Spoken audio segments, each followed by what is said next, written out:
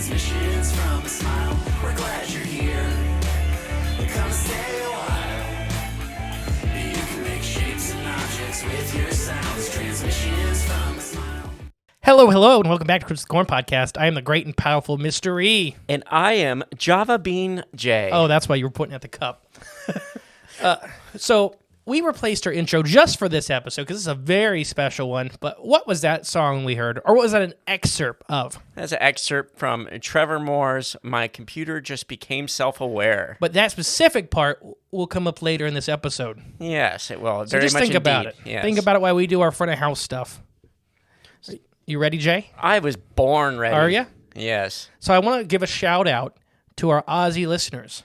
Officially just became our second biggest group of listeners. Oh, I thought you said Ozzy, like Ozzy Osbourne. No, like Australians. Aussie. Aussie. So thank you guys. It means the world. It's crazy. Yeah, it's nuts. That's nuts. I never thought we'd be on the charts in a different country, like On another hemisphere. another hemisphere, another continent, halfway across the world. Whether they exist or not. Just kidding. We know you exist. They better exist. I'm not sure Sweden exists. Yeah. Still waiting on some artwork. That's true. We got people in Sweden and now in Australia. That's like literally the opposite ends of the earth. Yes. That's awesome. What if we try to do a live call with them? It'd be midnight, it would be noon, and it'd be 6 p.m. We're connecting everyone on the earth together. That's what this is all about. We're glad you're here. Just come stay a while. Yeah. I love that song. But no, yeah, it's a great song. Check out Trevor Moore's stuff. He's passed away now, but it's great Yes, music. unfortunately. One of my heroes. He's gone. So front of house stuff real fast. Live show, April 22nd, Post Town Elementary, haunted location. Doing that with Hillbilly Horror Stories. Buy your tickets. Yes. Get them come hang out. That is April 2nd. April 2nd. No. That's not right. April 22nd. 22nd. You said it right the first time. April 1st is... It's EncounterQuest. Yeah, I get all confused. Anyway, I'll get to that in a second. Yes. April 22nd. Buy your tickets. Link below. It's that dyslexia. Yes. New shows. We got all kinds of new shows. Links will be below. We have a YouTube giveaway going out right now. It ends March 20th. Yep. So make sure you go check that out. It's a YouTube exclusive giveaway. Yep. Check out our YouTube page and Subscribe. Have some fun. yeah, There's all kinds of cool content on there. leave a comment for us. EncounterQuest vote is still open as of this episode when this comes out. So be sure to vote for what cryptid you want us to talk about at EncounterQuest. Jay's super excited. Yeah, please vote so we can get ready and prep for this. This is our first speaking event, correct? Mm-hmm. So yeah. We don't even have a topic yet. It'll be fine. Yeah. You don't know what the topic is until you get here in the studio most of the time. It's good on the fly, you know? But no, you'll have to rehearse for this one. I know. Frogman Fest is coming up March 4th. Super excited. We have some out-of-staters coming. So that's going to be exciting. Yeah. Once again, if you're coming to a show, let us know. We try to learn everybody's names and faces and stuff. It just makes it more personable when you get to meet us. Yeah. We wouldn't be having any of this without you guys, so we like to make as good of an experience for you as possible. Yep, we appreciate you guys, so come see us, say hi. Yeah. If you want to contact us, the best way right now is email. I'm not doing any bookings anymore through Instagram or Facebook or anything like that. It just got too difficult to keep everybody straight. So please email us, and it's at cryptidsofthecornpodcast@gmail.com. The old email will work too if you have that, but I'm not going to read that out here. I still have both open. How about reviews, Jay? Ooh, we got some new reviews, don't we? Four. 4 new reviews? Woo! All right, I want to read them. Some old friends and some new ones. Oh, okay. And then one that Apple tried to hide from us. Literally, I seen it, and then it disappeared, and then reappeared this morning. So Nefarious Apple. yeah. But I got it the first time before it disappeared. Okay, sweet. So Ray Goff, yeah, he says, great stuff. Lots of info here, and the hosts are doing a great job. Thank you, Ray. Appreciate you. Thank you, Ray. Short and simple and sweet. I like it. Mr. Slimmer. Ooh. We actually know these people. Okay. This is Austin and Rick. We love listening to you guys. Can't wait to hear and hopefully see more. And he gives a little spaceship emoji. Thank you, Austin and Ricky. Hopefully Austin and Ricky. Hopefully we get to meet you guys again. Oh, yeah, we're going to hang out. I'm sure we will. Yeah, Austin's got to come up to the studio to learn how to do this stuff, take our job.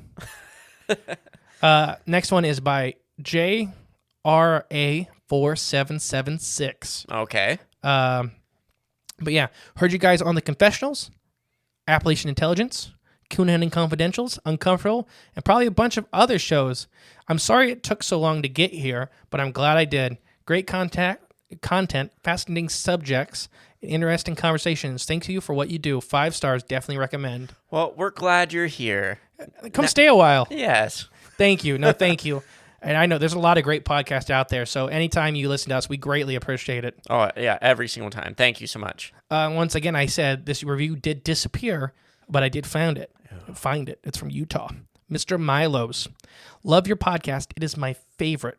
When I started listening to it, I fell in love with cryptids. Please look into cryptids from Utah. Oh, There's some good ones. Okay. Including the Utah flying oysters. Oh, that is probably a good one of my favorite cryptids. We haven't got really... We touched on it a little bit. We're purposely avoiding it. Yeah. Because it's going to be part of our live show. Okay. So there's a hint for everybody that's coming to the live show. Yeah, EncounterQuest. It's a very cool story that I finally found actual names for. Finally. Thank you, Milo. Yes, thank you, Milo. All right, now new Patreons. New Patreon members. All right.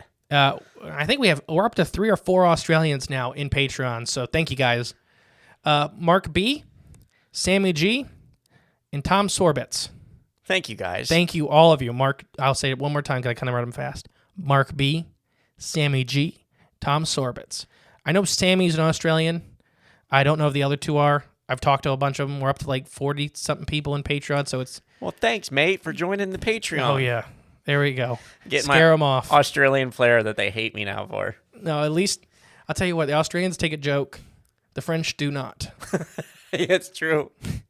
They do not. And Australia gave us Steve Irwin, and that's one of my hero forever. Amazing man. Yeah. A true wildlife activist. Yep. Before this still, even post-mortem, is that how you say it? I don't know. Whatever that word is. He's still affecting the world, and his kids are doing great. That's awesome. Yep. All right. So now we got through all that stuff. I have a favor for all of our listeners. Oh, good. I thought you were going to say me. No. That comes later.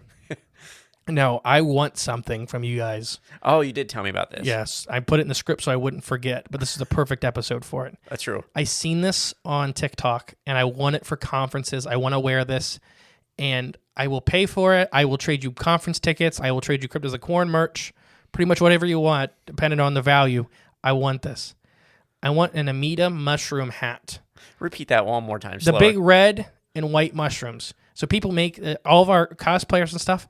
I seen one that was giant, and it had gills and everything underneath it.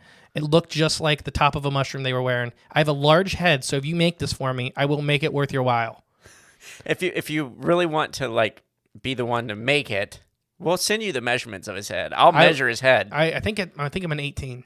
Okay, you already know. Well, I used to buy really nice hats when I used to show horses. Oh, okay. So that's the only reason I really knew, because we'd have to buy custom hats. Okay, makes sense. I think I'm an 18 or I'm a 16. I don't remember. Does that include the hair?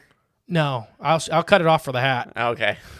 I'll be wearing the lab coat and the freaking mushroom hat. You're gonna have 18. I found them for sale, so I know I can buy them. But I'd rather have it from a listener. Ooh, yeah, more personal. I think it would be. So yes, please let me know if you guys can make that. All right. Speaking of mushrooms, let's talk about the topic. What is our topic today? Sentient mushrooms. We're going to talk about mushroom intelligence. They got brains. It's odd. In a way. I know. My whole first paragraph is just explaining on how the nerve system-ish, it's not a nerve system, but how it works. Because it's very different in a mushroom. They have thoughts, feelings. We'll get to that. There's been a lot of tests of intelligence. But first, let's talk about how mushrooms process information. And I want to say this at the top. I am not an expert on mushrooms. You're not a mycologist? I'm not a mycologist. But I read a lot of papers. A lot of great mycologists live in Ohio. And we may reach out to them. Ohio's just got everything. It is. Ohio is the most... So, for biology, Ohio is the most biologically surveyed area on the planet. Interesting. And it's because most of the big branches of biology started here in Ohio. See, we're the heart of the country. It's like Troutman is the famous fish biologist before fish biologists existed. His last name was Troutman. Oh, I know. my God. He was born for it. Not spelled like trout, but it was Troutman. Close enough. But literally, like the father of modern fisheries biology. Is Troutman. Yeah. And he's from Ohio. And he has got a famous spot nobody's allowed to go to. It's called Troutman's Riffle. Oh, that's sweet. I want a spot. I may have been there. I may have known somebody who'd been there. Uh-oh. Jimmy Woo? Yeah, Jimmy Woo. But no, back to mushrooms. Once again, I'm not an expert. But let's talk. So there's hyphae and there's mycelia. I've said mycelia before. Yes. But hyphae are the individual strands that make up the mycelia network. Okay. So if anybody, to get this kind of picture at home, imagine if you threw a whole bunch of cables under, like on the floor, whole bunch of big like electrical wires. Like tangled headphone wires. Yes, like in the studio. Yeah. But no, so the whole floor is covered in electrical cables. Inside the electrical cables are a bunch of bundles of individual wires. Yeah. So hyphae are the wires.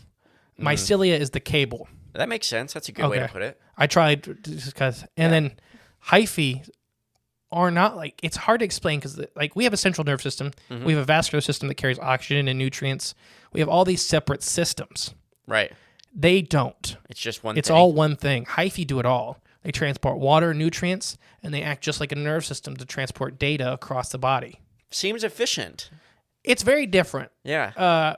So efficient, I don't know. It's kind of hard to explain. By efficient, I mean they're doing all in one. You know what I mean? Yeah. So it's like having the. But when you look at all in one, it's kind of the jack of all, master of none. Yeah, I guess so. It's like having the 3-in-1 shampoo bottle. You know? It's not great for any of them, but it does it. But it does it all. One-stop shop. Yeah. But we're going to talk about it's weird. They act just like a nerve system. And so if anybody, I'm going to refer to it as their central nerve system, even though they do not have one. Okay. Just to make it simpler for everybody at home. Right. So I don't want any emails saying it's not a nerve system. I'm aware. Oh, you're going to get it's a hyphae system. Yeah. But it's going to be a nerve system. Now we're going to talk about test for intelligence. So I am not by any means the first person to think mushrooms are sentient or intelligent in some way. Hundreds and hundreds of studies and tests have been made. Literally, it was crazy. But there was one that just came out 2 years ago that I really wanted to touch on. Nicholas P. Money is the name of this professor of biology and the Western Program Director of the Miami University in Oxford, Ohio. Okay. Literally an hour and a half from us. Oh, yeah. I've been there. Zach Alley, if you're listening to this, I believe Zach went to Oxford. I know.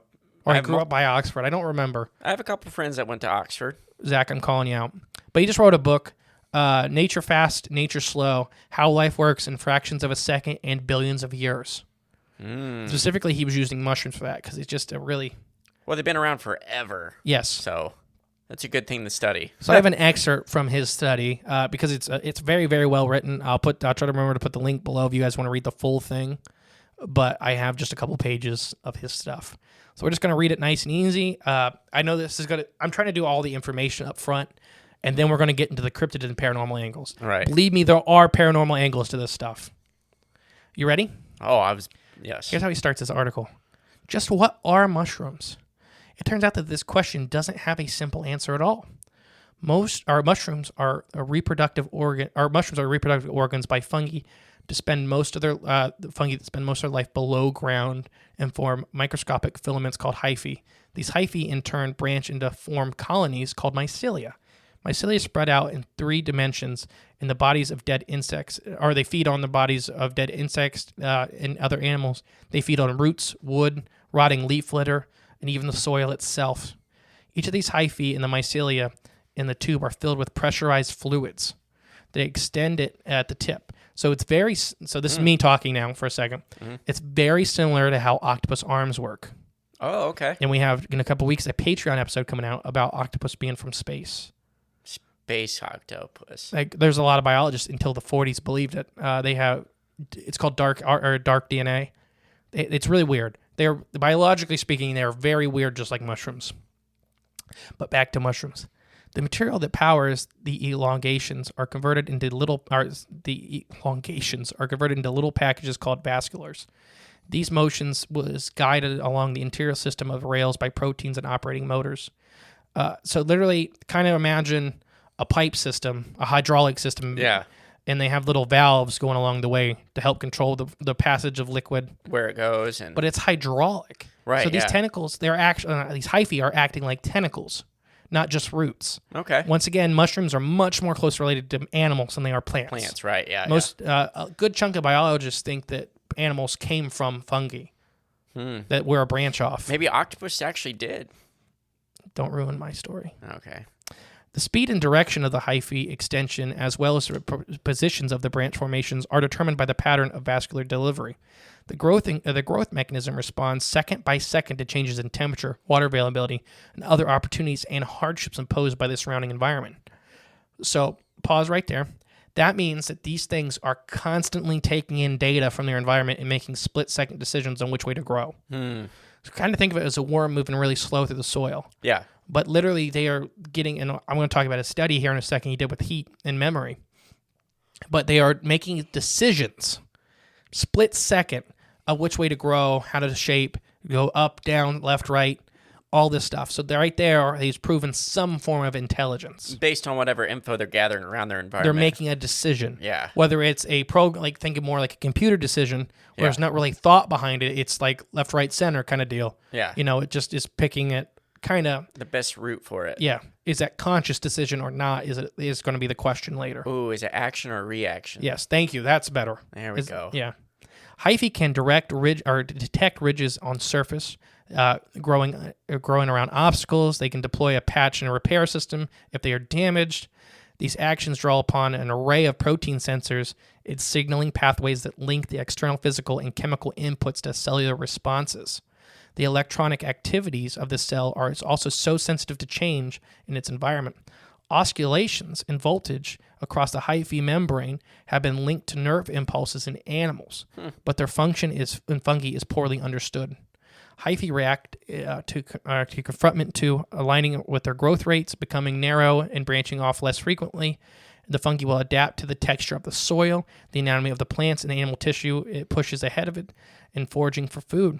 It's not thinking in the sense of a brain of an animal thinks, but a fundamental mechanism that allows a hyphae to process information are the same ways that our body works.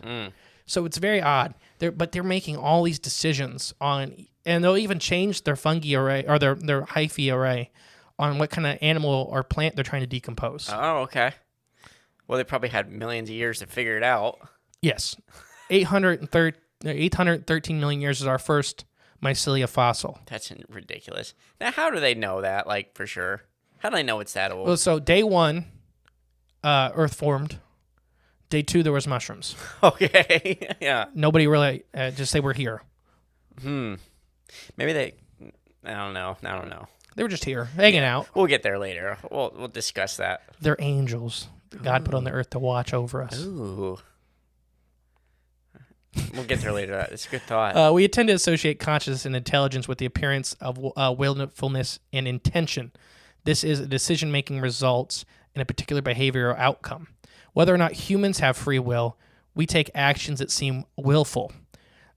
She finishes her coffee where her friend lifts her cup. It's half full. It's just kind of I don't get it, but it's kind of how he's trying to express that. Is that a decision or not? I don't know. Anyways, fungi express similar versions of individuality behaviors all the time. Patterns of branches are formed in the fungal colony, assuming a unique shape because the precise timing and position of the branches emerging of the hyphae vary. This variation isn't due to genetic differences, since identical colonies from a single parent fungi have been created colonies with unique shapes entirely.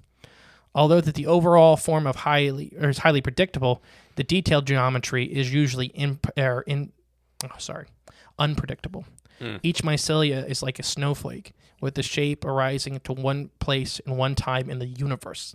So what he's saying there is, even though that they are genetically the same, right? Their makeup, they're completely reacting differently. Yeah, it's unpredictable. Almost like they're just reacting to their own environment, and they're creating themselves uniquely like an animal. to that area. You know, a mountain lion in Florida and a mountain lion in Arizona may be similar. Ooh, I got a fish comparison. Okay. Like a walleye in Lake Erie compared to a walleye in Minnesota. There you go. Very different, even though they're very similar animal. They're the same animal. Very different behaviors. In Lake Erie, the water's a lot more shallow, and they're a more greenish walleye. Where up in Minnesota, the lakes are a little deeper, a little colder. They're dark, like a deep, dark walleye. There you go. Good job. There you go. Fungi also show evidence of learning and memory. Okay. So we're getting into some good stuff here. So they remember things? We're going to get there. Okay. Working with fungi isolated in grassland soils, German mycologists measured the effect of temperature change and the growth of mycelia. When heated up quickly for a few hours, the mycelia stopped growing completely. When the temperature was reduced again, they bounced back for an episode by forming a series of smaller colonies in different spots across the original mycelia. So they turned up the heat. It stopped growing. Right. when they turned off the heat, it spudded a bunch of little colonies everywhere. Okay. Meanwhile, a different set of mycelia were exposed to mild temperature stresses before the application of more severe temperature shock. Colonies that have been primed in this way resumed normal growth very swiftly after severe stress. They continued their smooth exploration rather than recovering here and then forming a smaller colony. This outcome suggests the development of some defensive mechanisms to enable them to brush off more severe stresses. Mm-hmm. The fungi retain the biological memory for up to 24 hours after the mild temperature shock, but forget it soon afterwards. Mm-hmm. And then they succumb to additional heat stress as if they had learned nothing. Oh, okay. So they can remember, it's short-term memory, basically. Kinda. Yeah. The single-celled fungi present at Beaker's and Brewer's yeast has also been shown to have capacity for cellular memory. So the stuff we make beer out of has memory. That's weird. Wait, yeast. Yeast is a yes. fungi? Is that what you're saying? Yeah. I didn't know that. Mm-hmm. Why didn't I know that? I don't know. Huh. Okay. Yeast primed by salt exposure becomes better to respond to any other kind of chemical stress that follows. Memories appear to be present in this microorganism, but filamentous fungi are particularly interesting because mycelia can spread over large areas and transmit information over extremely long distances through their hyphae. So keep in mind, think of Bob. He's going to come up later again. Mm-hmm. We're not doing a mushroom episode without talking about Bob. Right, you have to. That's very different from learning and memory with populations of dispensed cells. Decomposing fungi that rot wood manifest the information transit by a fan out of breath of the leaf litter, searching for dead and damaged trees, fallen branches, and other sources of food. When one part of the mycelia finds some woody debris, the nutrients are extracted and distributed across the whole colony, which focuses its growth away from the barren to more fertile locations on the forest floor. The mycelia is operating as more than a simple sum of individual hyphae. It is an intelligent multicellular organism. Mm. So all that's saying is that the whole, like when we think of Bob specifically, 220 acres, or 2,200 acres, sorry. It's a big mycelia network. When he's feeding on an area, they'll stop feeding on other areas and focus more on the areas with good food. Okay. Oh, here's a random thought, but are mycelia and hyphae like proportionate to their size? You know, like do hyphae get bigger as the mycelia get bigger? Or is it all like relatively the same size? I think mycelia can get bigger, but hyphae are always going to be the same size. So you think like hyphae in Bob are the same size as the hyphae in... Really? It's like cells in a blue whale versus cells in the human body.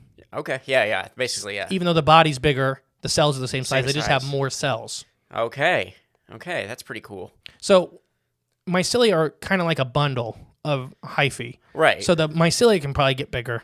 I'm going to say the hyphae stay the same size because they need to extract nutrients. So they need to stay small to break stuff apart. Makes sense. If they get too big, then they can't actually do their function. So you think they'd have a lot more hyphae then? Yes. Maybe? Oh, yes. Okay. Oh, okay, cool.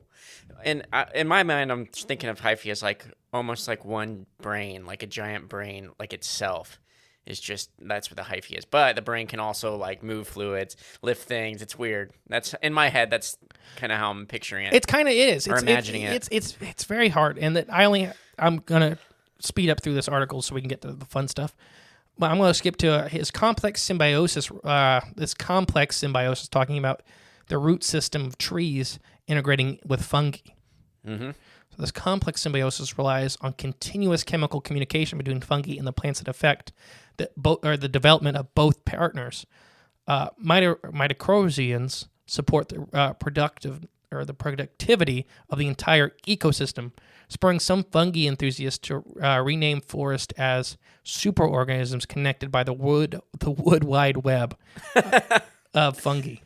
That's what they called it, the wood wide web. How trees, like the root system, communicate. So they're starting to say that the whole forest is one living organism because it's all being interconnected by the fungi. Which that is true in the case of Bob, right? Yep. Okay. We have a lot to talk about for Bob. Okay. For starters, it does selectively kill off trees, but unlike the internet, fungi generates their own information through activity with their vegetational partners. Secondly, the computer metaphor, I kind of skipped over, but he compared it to the World Wide Web again. But computer metaphor adapted by those who attribute supernatural properties to the fungi, which is one reason why fungal behavior has often been wrongly regulated to the fringe of real science. So why a lot of scientists are ignoring it is because there's a lot of hippies trying to jump on the movement, is what he's saying. I get it. It happens. And this is kind of where it crosses over, not into, kind of like the paranormal or even cryptid side of things. We're getting there. Yeah. So his final thoughts: fungal expressions of consciousness are certainly very simple, but they do align with the arrangement of consciousness that, while a human mind might be particularly into like thinking simple, it's typically that of the cellular mechanism. So basically saying there's a chance that they're consciousness, but it seems like it's much more simpler than what we would consider consciousness. Right. Just almost like a reactionary. Sorry, I mumbled through that because there's some big words I can't read. It's just almost like a reactionary response rather than a conscious thought responding, like acting upon it. Which, we see that in nature a lot. Not just dealing with us, but I'm trying to think of a good example besides even animals. Yeah, exactly. Just have reactionary stuff before they think. The thinking, a lot of times in most animals, comes second. Right, yeah. Like the only thing I'm thinking of is like a deer. When it's like sitting in the ditch and you're driving by in the car and it just like freezes. Sometimes if it had a conscious thought right then and there, it would be booking it, like leaving gone, because there's this metal death machine with bright lights flying at you. But sometimes it just freezes. Sometimes it takes off. Sometimes it runs directly into your car. It's just a reaction. It's not really consciously. It is consciously thinking, but it's just reaction. Got to move, and sometimes it moves right in the wrong direction. So I have another quick article before we get into just fun. But this is from another expert from the other side of it. So I think this guy's more of our hippie scientist. Okay. His starts, and this is just another excerpt. Mycelia are the real stars of this story, according to fungal expert Paul I can never say his name. Statmitz? Paul Statmitz. He's the famous guy. He's been on Joe Rogan like 100 times. Oh, okay. Mycelia are highly intelligent structures. That's right, intelligent. They spread out and respawn, forming massive networks. Mycelia are made up of rigid cell walls, which allow them to move through the soil in tough environments. They're capable of breaking down structures in nature that are holding up to 30 times their mass. Mycelia also extend to areas in which fungi that attracted can find water and nutrients. In fact, Paul refers to the mycelia as the extended stomachs, lungs, and neurological membranes. So it's like what we talked about, they're all in one. Right, yeah. Most importantly, mycelia can attach themselves to roots of plants, forming symbiotic relationships with them. Fungi are nature known as mycorrhizal fungi. So these are the fungus that attach themselves to plants and animals and stuff like that. Now, is this not to jump? It's on subject. Is this like the same thing that takes over those bugs? That would be a part of this, kind of. Are those? Is that fungus? Or yes, it's a fungus. Okay, gotcha. Yeah, that's what's going to happen if The Last of Us. What do? Like they take over like a grasshopper's head and make it jump into the water? So what they want them to climb as high as possible to spread their spores the most. Okay. So they eat on the fungus. It hijacks their central nervous system and just drives them around like a car. That's pretty sweet and kind of scary. There's a worm that does it too. It's like those things from Futurama, the brain slug. Yes. Things. So by attaching their mycelia to extending plant root systems, these fungi have created a massive underground neural network that the plants and fungi use to communicate. Researchers show that these fungi are compatible with about 90% of land plants. Okay. So these fungi can hijack 90% of land plants. Yeah, that's a lot. I'm going to say that 10% is probably cactuses. Yeah, there ain't much going on. There ain't much going on, so it's like, all right, what are we going to do with this? So what does it mean for these structures to be connected? According to Paul, it literally means the Earth's natural internet exists right beneath our feet. Think of the plant-fungi neural network in terms of how humans created internet. Mycelia and the fungi are capable of collecting intelligence and transmitting it to corresponding plants and their neighbors. Whatever they are connected to, really. The intelligence includes information about how to survive and fight diseases, warning from nearby dangers, and guiding and raising a plant's host defense. So yeah, that's something that happens too.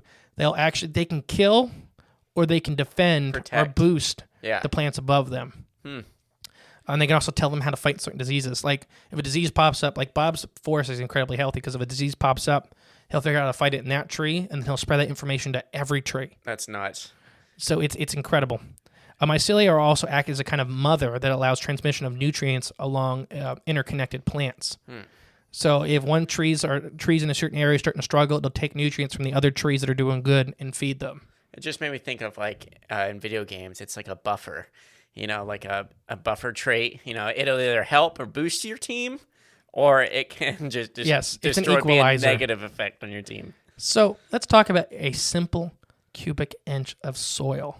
Okay, that's pretty small. How many miles of mycelia networks do you think are in a cubic inch of soil? Mycelia or hyphae or Mycelia. well, I guess it's both. No. And a cubic inch? That's like this big. It's like an ice cube. Yep. How many miles? I may have misled you with miles, but how long do you think? How many feet or whatever? You can guess whatever number you want. Just 1 mile. How about that? You think 1 mile? That's a lot. I know it is, but you said miles. 8.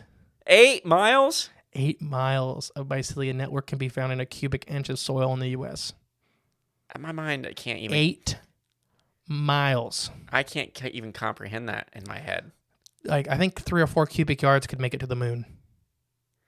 This doesn't even make sense to me. So that's how. Think about it. All the wires, literally, they are everything.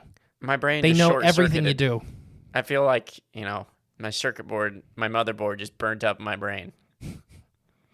I can't even picture that in my head. It's so crazy. So it's like really small? Yeah. I mean, I'd have to be if you're gonna fit 8 miles in a cubic inch. Where's the dirt? That's the thing. It doesn't exist. It's just mycelia. Oh my gosh! We people, if you see a mushroom outside, Just talk to it. Be nice. Be nice to it. Be 'cause- nice. 'cause We're it going to get will- to them. It will decompose you and eat you or hijack your brain. And they are so important for the life cycle. It's weird because here in the U.S. specifically, we don't talk about death a lot, but death is such a big part of life. It literally is what it is a part of life. Death springs life. And when we're also going to talk about mushrooms and their role in life as death. I gotcha. Their role is to keep the cycle going. Man, I finally figured out the shape of the Earth now. Mushroom? It's a giant. We're on the top of a mushroom. Maybe. Yeah. Space is just mycelia networks. Yep. Oh, it's mycelia energy impulses. All right. So that's pretty top heavy stuff. I know I don't like reading a lot anymore, so I'm trying to. The last thing I'm going to do is mushrooms singing. They sing? Yes. Anyone record it? Yeah, you've heard it before. It's the synthesizers. Oh, it's those. Yeah. I was So, just say, what's the album name? Artist and composer, and he's not from the U.S., so I'm going to try to say his name. Taran Nara. Okay. Taran Nara. He creates and performs music using a molecular modern biology, plugging mushrooms into a synthesizer, and writes music using the electrical waves that the fungi produces. To achieve this sound, he puts electrodes on the mushrooms and wires them up to the soundboard, allowing the electric signals to flow through the plant or through the fungi and trigger the synthesizer before turning them into sounds a human can hear. Good. Naran also has written music with watermelons, cocos, mushrooms, and cactuses, but he is raving about mushrooms that they have such more of a melody than any plant. It's funny he said cactuses after we were just talking crap about. The unique ability to transform electric waves from mushrooms into other objects has given Naran enough juice, if you will, to release an album of all these sounds. Oh, he does have an album. Yes, I was there's an just joking. album. You can buy an album of these mushroom sounds from him. If you guys haven't heard the mushroom, just like YouTube, Google mushroom synthesizer. Yep, you'll get a bunch of videos. But that is literally them thinking and talking. And he is also, there's a biologist that works with him. They've also proven that they respond heavily to stimuli. Like when you cut a piece of them off, they react completely different. Yeah, I've seen that one. When you give them food and stuff like that, they react different. So that's all my articles for you. Now you ready for the wild? Oh, that wasn't even the wild part? No. I got stuff you don't even know. I got stuff for you don't even know about, since it didn't play at the top of the episode. True, we got to get it in there. All right. They ate a shark? They ate a shark. Bob. Once again, I just got to do this real quick. Bob is incredibly large. Yes, give them the quick overview of Bob. For any listeners that are new or haven't heard us yet, Bob is big. Bob is a giant. In Oregon? Yes, state park in Oregon. Yeah, I think it's Oregon. Yeah, it is. Bob is 2,200 acres squared, but he is controlling an entire state forest on his back. Or national park. I'm sorry, it's a national park. He is integrated into every tree, every plant, and some insects in his environment. He has been proven to kill off sections of forest to promote prairie growth to renutrify the soil. He has a completely balanced and healthy environment on his back if humans would leave it alone. How Bob was discovered is they dug a borehole in like the 30s, and they came back the next day and 100 acres of forest died. So they cut through it. They cut cut through the mycelia network. Yeah. And the forest didn't know how to survive without Bob.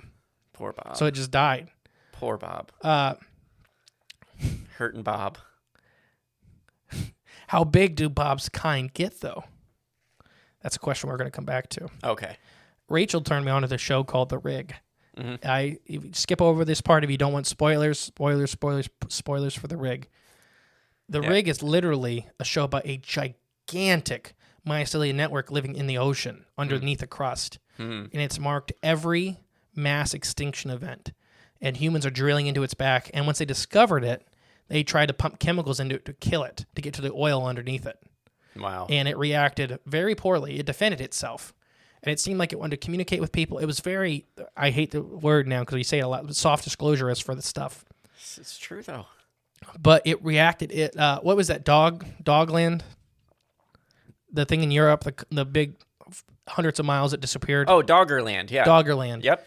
And they blamed that on these people attacking it, and it wiped out an entire it was like, landmass. Screw you. Well, because it's the whole ocean. Yeah. The whole bottom of the ocean is this thing. So if Bob is only 45,000 years old, and he's no sign of aging. Is that like approximately, or is that a guess? Or It's a pretty accurate guess just due to the soil that's like above him and below him. you can't like take a piece off him and like age it? They kind of can't, but it's constant repairing. It's like That's you. true, yeah. Your cells don't last forever, even though you do. Isn't it like 7 years? The human body is completely replaced every 7 years. Yeah, something like that. Except for brain cells. Oh, okay. Well, some people, I think they do.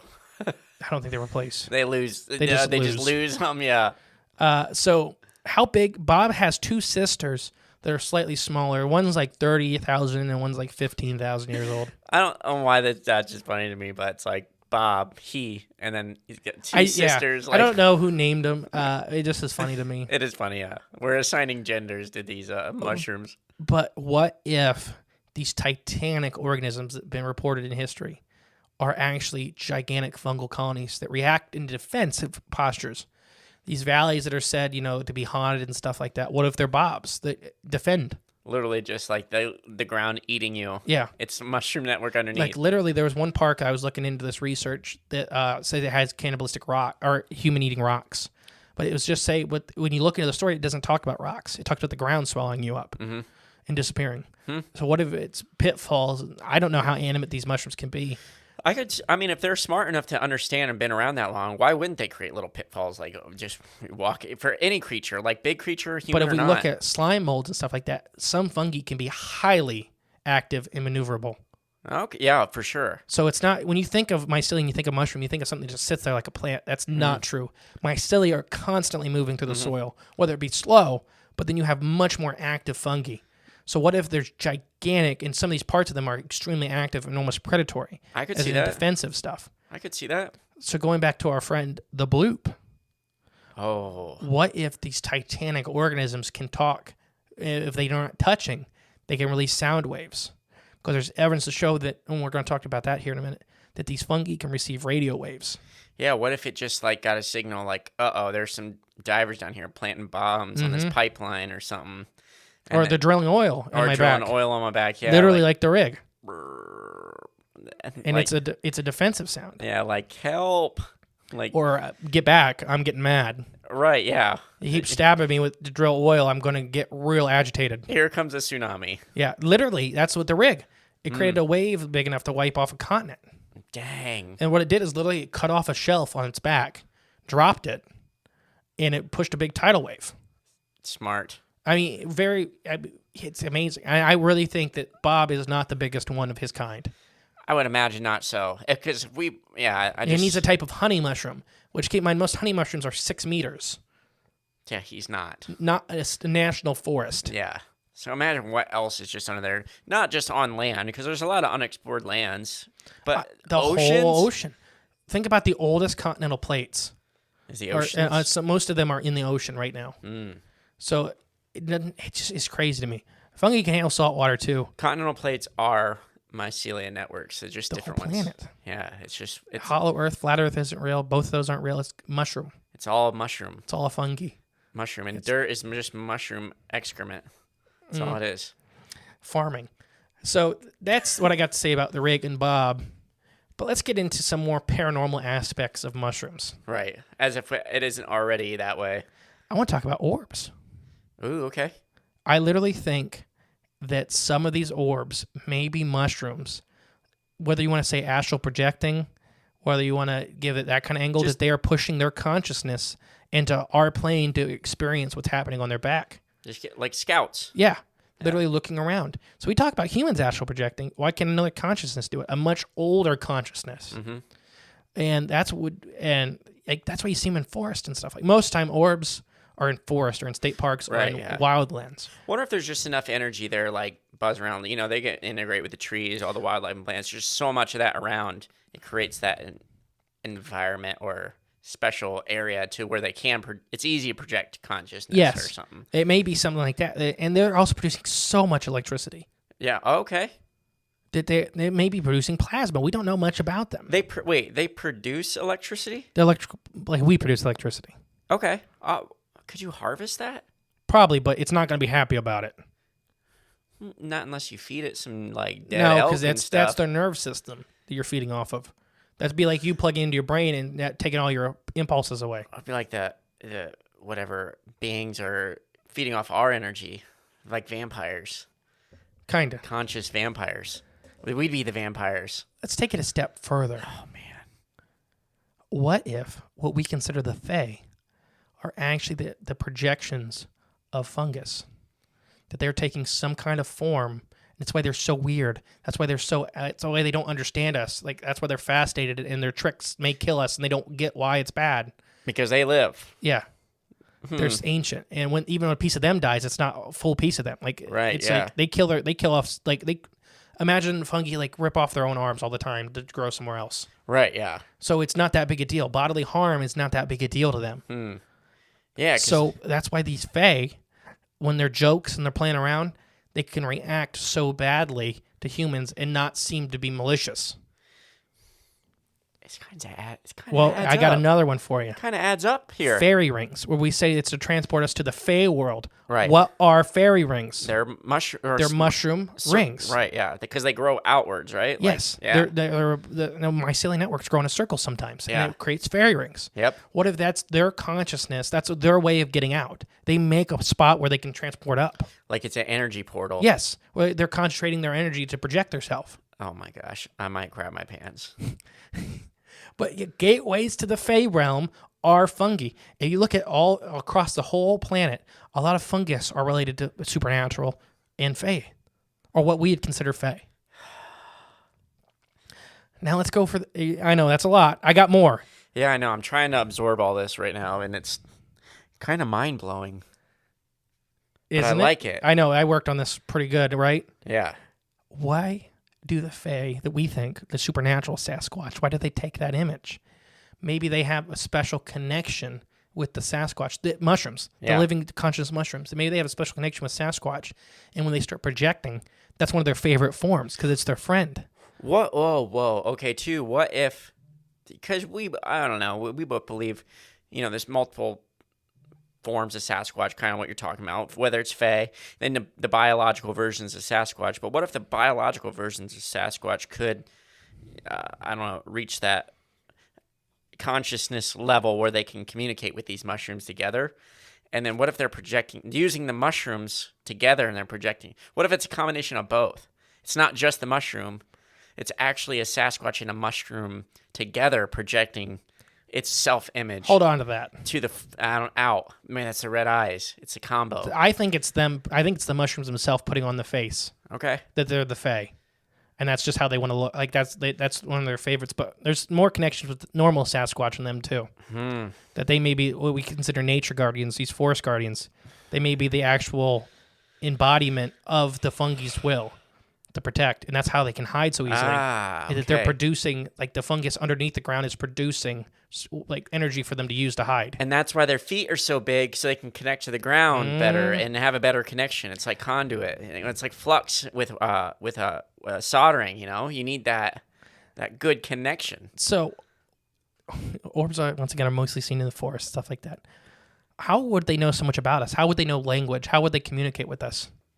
First off, fungus have been proven to not only receive audio waves, us talking, and then processing that information. They have been seen to receive radio waves and process that information. So since we've been a noisy culture, more and more active Fae have come. More and more weird, right? Like these Fae that kind of can talk, they may not understand what they're saying. They're more parroting because we're constantly bombarding them with information about ourselves. Well, like I think George Carlin said it. When did radio waves first come around? Like when we first start the 1900s, so late 18s. So literally not that long ago. In terms of human, he said, and George Carlin said, like, before that, it was silence. There was nothing. We weren't putting out any signals like that on a mass scale, anyways. So, and now it's just every day, everywhere, 24/7. Before I say this next thing, cryptids before 1900 were relatively biologically sound. Most cryptids before that were animals. Simple. They were just undiscovered animals. Like the opie, the rice whale, all these animals, right? Are biologically sound. Even though they are weird, they have roots in nature. After this time period is when we start getting the freaks. The Vegemans, the flying manta rays, the Mothmans, these things that don't make biological sense. What if instead, like we think, or we've talked about, instead of being interdimensional creatures, they are just our fungus neighbors trying to explore their environment after receiving information about us. They may not even known that any of this existed above them. They knew the force they were connected to, and they knew that stuff. But once they start giving radio waves, maybe it sparked their interest, and these are their avatars to explore the environment above us. These weird one-off cryptids are their way of exploring, and they just happen to interact with us.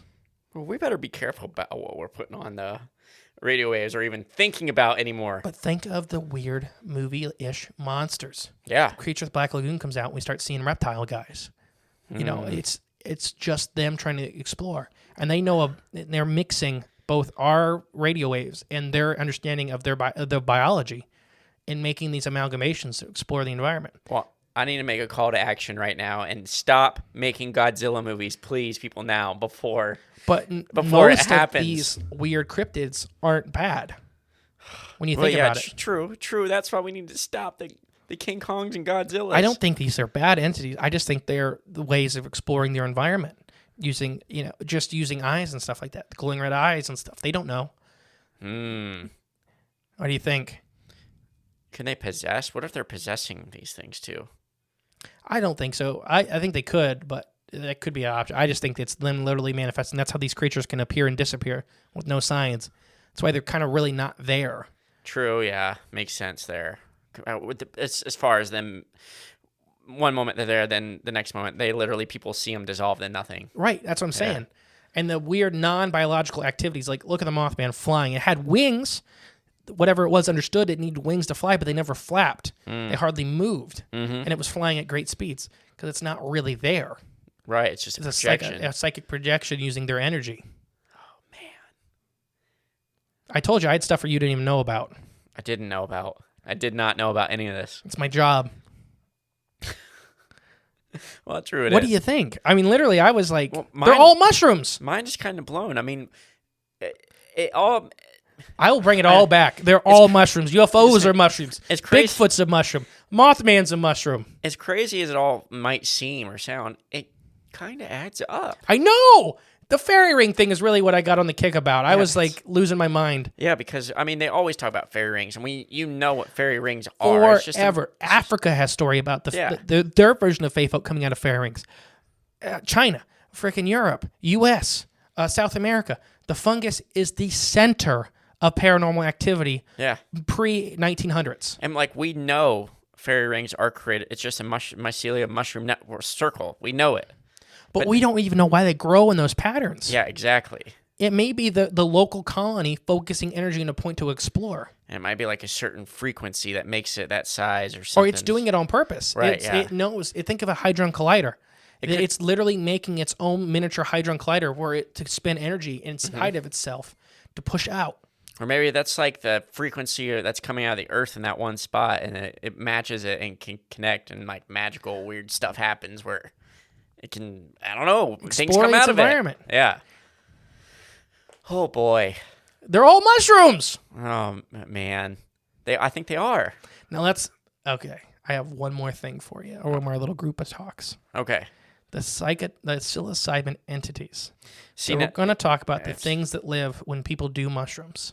Specifically, psilocybin, which is the compound found in some species of mushroom that allow people to get very high. There's the psilocybin, and then there's the tryptopsycin? dimethyltryptamine, the DMT. Yeah. Which is in DMT it's in humans right now. It's in mushrooms. A lot of plants, a lot of living things produce DMT, but it's very small. And then like ayahuasca is the big one. Don't do ayahuasca. That people talk about. Ayahuasca fries your nerve endings. But I've heard people talking about entities they meet while doing that. Yeah, I'm sure it does. But I want to say this: we don't condone any drugs on the show. Oh no. Specifically, mushrooms out of this little list we just gave is probably the best for your health out of them, but none of them are good. The psilocybin and stuff can affect your neural pathways, both positively and negatively. Oh yeah. But it can be irreversible damage to your brain. Right. Well, any drug. Any of them. Yeah. And I'm just saying, I want to make that very clear, but we're about to talk about psilocybin entities. So these entities, these people are experiencing, seem to have consciousness, and not only consciousness, they seem to be able to answer questions and information that the person that's high is not privy to. My example I always give is if you meet one of these entities, ask them for a dentist office address in Australia. But don't do it because everybody knows it from Finding Nemo. Right, not that specific question. But no, it's something like that where like you don't know. Pick a country, pick something like a doctor's office, and say, I want that address. I do have a little story, like a personal experience with that I knew. It was a counselor I was talking to, did ayahuasca at one of these retreat things, and they came in contact with a being that they talked to, for advice and things like that, and they brought me up and asked a question about me, and the thing answered, and it said stuff about me that I never told them, and that she knew, because she told me that that's what it said, and it was right. See? And that's now insane. Not insane, but crazy. When you get into these states, I think some of the entities you could be talking to are the actual fungus themselves. And I want to go through, because I think there's also demonic entities in there hidden too. Ooh, do you think there's demonic mushrooms? I don't think so, because I think that's putting a human trait, like good versus evil. Well, demonic ain't really human, though. No, but demonic is pure evil. That's a human construct. That's a human thing. I don't think these things have that. I don't think it's good or evil. I think they're all about balance. Like, they would wipe out mankind if it meant balancing the environment. Yeah. But they wouldn't do it because they hate mankind. It's just a simple, like a computer doing it. Like, okay, to fix the environment, you eliminate the problem. AI. But that could be demonic. Could demonic entities take over? AI, yes. No, mushrooms, no. Not AI. Mushrooms, yeah. No. Oh, so that's the balance. Maybe that's how we need to start creating AI. So let's talk about these psilocybin entities before we get there. Okay. Some of these seem to be very, very excited to meet you. They seem to not, like, they didn't know how to contact you either, but they're excited to talk to another conscious entity. So let's do a quick throwback to the beginning of the episode, how we started it out. We're glad you're here. Come stay a while. You can make shapes and sounds with your mind. Transitions with a smile. Close. You can make shapes and objects with your sounds. Transmissions from a smile. See, so it's them talking about intent, being able to create stuff in this little in-between world. Yeah. I think that's them. I think it's partially it's their consciousness, and they're excited to meet another conscious being. So yeah, like these beings that people see when they're on mushrooms. Some of like, them, I think, yeah. are the fungus consciousness. Yeah. I think they are a conscious neighbor, and they kind of know that we exist, like we kind of know they exist. But communication is impossible in the normal realm. Because they don't have mouths and they That, can't and I communicate think- like we do. Yes, I think, and their thought form is so slow compared to ours because they live such a longer time. Oh, in terms And of that, yes. and it's hard for them to it's hard for them to even think of us, like to see us, because we're constantly buzzing, we're Right. constantly moving, we die and live in such short amounts of time compared to them, Right, yep. and they live such a long time, and their consciousness is so spread out. It's very alien in that aspect, not as in from another planet, but our biologies are so different that it's hard for us to contact each other. Right. So I think this little in between is where they slow down enough and we speed up, we slow down enough and they speed up enough to have these short conversations. But they are privy to all this information we're shooting across the radio waves. Every bit of information is in the atmosphere, is being spread around, and they're also receiving it. So they may not understand the information per se, but when you ask them for this doctor's office in Romania, they can throw you that. It's You like, know, oh yeah, this is it. Yeah, this is your address. Yeah. So the experiment that some people do is write down this stuff and see what happens. But they just seem to be, some people think they're actually contacting aliens when this, and I kind of think they're half right, that they are contacting a form of alien. I mean, people are definitely seeing something because there's so many accounts of people talking about what they're seeing. I do think there's evil things that use this way too. Oh, for sure. So here's my kind of thing. If this thing doesn't want to do doesn't want to influence your life in any way, shape, or form, doesn't seem like that, just seems like it wants to talk to you, it may be okay. It's just there. It's just there. But the other ones seem to want to influence you, want you to do things, like there are people that break their brains on mushrooms. Oh, yeah. Oh, yeah. And so it's why we don't advise doing any of it. This gave me a thought, though. Kind of relates to the babble. Mm-hmm. What do they say about, like a minute in heaven is like, what? Like so many years on Earth? Whatever. They don't directly ever say it, but it it's- talks about God's time is not Earth's time, is not man's time. Right, yeah. So what if... Oh, gosh. You're going to say God's a fungus? What? No, I have like, that. I have that. Not particularly that, but like, people saying, in heaven time moves a lot slower, just like mushrooms, whatever, however they're living their life cycle, maybe time. And once you get in these states, whether Right, you're it's a matching different their time. Yeah, it's a different state of consciousness. I think you both are. Yeah, you're on a different plane, kind of. So the time's not relevant anymore. So you can communicate freely. Yeah. But yeah, on this plane, how we exist currently, Oh, that's why the bloops sound or call is it's so like 16 minutes long. drawn way out. It's actually just saying, "Hey." It's a giant deep ocean fungal colony that can defend itself, and that's why the Antarctic Treaty exists. And it's because underneath the whole ice sheet that was warm at one time is a gigantic fungal colony that can become very irritated. It's literally just going, "Hey," but it's drawn back out for off. 16 minutes, and not even that. Just I think one, it's saying "Hey." like back off. Whoa, that's what it's saying. Yeah. But it's so long drawn out. It's its time. Yeah, because there's oil under there and stuff like that. So it's weird why nobody's drilling for it yet. Because there's actually a giant entity that lives under the ice sheet that can wipe out our life on the planet. Yeah, and it knows. And it knows. Yeah, don't drill there. Yeah, It's been done before. that's why it's weird. I'm telling you. That's what happened to I the think Great they're all Pyramids. fungus. I think it connects a lot of dots.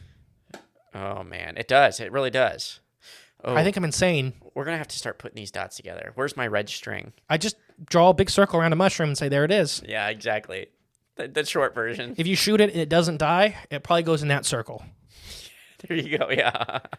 But then going to, I mean, maybe not the modern day UFOs we're talking about, but some UFOs could either be these projections or literally flesh and blood fungi flying around. I do think that. Yeah. I think they've taken over every environment on the planet, not secretly, but just they've there. always been here. Yeah. They've survived every mass extinction with little to no effect. They were the trees before trees. Literally, like some of they were trees before trees. Then when the trees dirt- took them over, they ate them. They were the dirt before mud. They were the dirt before mud. That is I don't even know what that Jay means. saying. Yeah, there you go. I don't know. They're all fungus. Yeah, they are. I mean, they are everywhere. We even had that one NASA study. They found them in the upper atmosphere. They're in the upper atmosphere. They're in Yeah. the bottom of the ocean. They're on thermal vents in the ocean. They're in the atmosphere. They're in the Himalaya Mountains. We found them in Antarctica. There's a type of fungus that grows only in the ice in Antarctica. They're in cow poop. Yeah. They're literally everywhere. But could you imagine the fungus that figured out how to grow in the giant ice sheet where nothing lives? Yeah, that'd be quite a tough task. But I it did got it. no competition. Yeah. Well, It's yeah, a fungus true. that lives in sub-zero temperatures most of the year and is okay. Wonder what it feeds off of. I'm going to assume dust particles, like the dust particles that get landed there from the snow. Yeah, it does. And ice. It's literally just eating ice shavings. It's crazy. Yeah. No, it And is. What if the observation tower that's in Antarctica underneath the mile of ice, that was still the scariest thing. I would do it, but I would be claustrophobic the whole time. Yeah. That would be so scary. But what if that's just watching the giant colony to see how it reacts? I think some of these giant mushrooms can be animate. There's stories of whole valleys swallowing people. There's these stories of these giant cataclysmic events that are caused by what seems to be land. Yeah. So what if it's this? What if it's these gigantic sentient fungal colonies that when they've had enough, they react? Right. What if they're causing mudslides? What if they're causing avalanches? What if they're causing earthquakes? And I think they're not good or bad. I just think they're reactionary. Right. Or, You keep fracking here. if and you then- keep messing with them, you Yeah. keep destroying their environment. or themselves. They defend. Yeah. They defend what's on their back. They defend the stuff they take care of. It really, Giant mushroom. like I Earth's a said, giant mushroom. Bob literally kills off diseases that try to invade his forest. Yeah. There's even some evidence suggests he's trimming invasives, Oh, that's kind of cool. that he doesn't want them. Yeah. Like, But Squirrel, red Jimmy squirrels, get out of here. But we're talking about invasive plants. I Like know. literally Yeah. starving invasive plants. They Yeah. can't get a foothold. Like, what's a cuts? What's In the parasitic vines. What's He it literally called? makes kudzu. kudzu vines? He literally makes antibodies to help them fight these diseases and parasites off. He's a living, intelligent biochemistry lab. I want a bob in my backyard. They're there. Ooh, I need to start communicating with him. Help me build my homestead. I kind of think that there's more Bobs than people realize. Hmm. I think Bob himself is just a little close to the surface. We need to connect. We need to connect with Bob's. I'm telling you. And his sisters. I don't think Bob's the biggest one, though. I do think some of probably these giant ones, like in the rig, are in the ocean. What would they be called? What's their name? Let's give them a name. Cledence. What? That's don't not even a real name. Why should a mushroom have a human name? Cledence? Where did that come from? I don't know. Cledence Clear Creek Revival. None of those were right. Or Revival was right, I think. What is it then? Credence. Wait. I said okay. Clear Creek Revival. Not clear. It's Clearwater, I think. I can't even say it now. Credence Clearwater Revival. I don't think that's right either. I It's- think you're wrong. it's not Clear Creek. I know that. Credence Clearwater Revival. So what's your overall thought on this? I think. Did I do a good job painting the picture? Yeah, I think we're opening a door here that it needs to be explored. Like seriously, it needs to be explored. Like I don't know how. This may be my favorite episode we've ever done. It's been a pretty good one. It's been pretty good. We need to. I don't get a scientific grant here. You know anybody? Actually, I do. We need to start exploring this. I'll do. I'm not a mycologist, though. We don't need to be. You don't need to be that to explore these things. We're exploring the relationship with mushrooms. I told you I knew somebody, hint, hint, wink, wink, nudge, nudge, that may have lied on a grant to get eel pheromones. That Jimmy guy is like Jimmy insane. was great. Yeah, he is. No, but yeah, I think there's some real bones here. I think so too. And some there's some mycelia structure to this story. Mm-hmm. I think we need a mushroom for the podcast studio. I think so, Remember, too. somebody make me a hat. How can we have like a little mushroom like We can grow them on the wall. Like we can literally make like a planter box for them. let's do it. Do you need cow dung? No, Okay, not those good. kind. Okay, good. Yeah, we don't want those here. No, I just something like even I'm trying to think. Pine mushrooms are kind of big, easy to grow. Okay. They're just like big, tall, white mushrooms. Yeah, we need that. Bring it to a show. I'm trying to remember I just said it right at the top of the show. The Amaryllia mushrooms, the big red and white ones. Yep. Reindeer get addicted to them. Oh my gosh. And I was literally listening to a guy that was I think he was in Greenland or Iceland, one of them. Whatever one has reindeer. And they ate some of the mushrooms. and they literally, when they go out to the yurt at night to pee, the reindeer would knock you over to get to your urine because it had this smell they were addicted to. Wow. So they're just so addicted to these mushrooms. That's pretty much all they're eating in the winter. Yeah, it's these mushrooms. Yeah. So, but it becomes addictive. I could see that. Yeah. So literally, these reindeer would come out of nowhere, knock you over to get to your pee. So they could talk to these mushrooms in their whatever world they're going to. Or the mushrooms are controlling them. Ooh. So they can spread. Caribou. They're the second longest distance distance runner of any animal on the planet. You know who the first is? Humans. Human beings, yeah. Because we used to run from everything. And she just run exhaust everything down. animals, yeah. We used to exhaust animals. Run them down, then spear them to death. Yeah, it's easy to do. Like, yeah, if you're in shape. I mean, when a mammoth passes out, you just got to sit there and go stabby, stab. Yeah, about 800 times. All right, so that's pretty much all I got for you. Anything else to add before we wrap this up? No, this has been great. This has been fun. I hope this opened a lot of minds out there, Maybe activated your third eye. Oh, gosh. Don't activate your third eye. Gives you the runs. Yeah. I have been the great and powerful Mystery. And I've been Java Bean J. Together with Cryptids of the Corn Podcast. Mycelia Network out. Bye. Thank you for listening to Cryptids of the Corn Podcast. Please share with a friend you think would like us. It's the best way to help our show grow. Leave a comment, rate us, a 5-star review, and remember, there is always extra content on Patreon/CryptidsOfTheCorn.com. And don't forget, stay magical.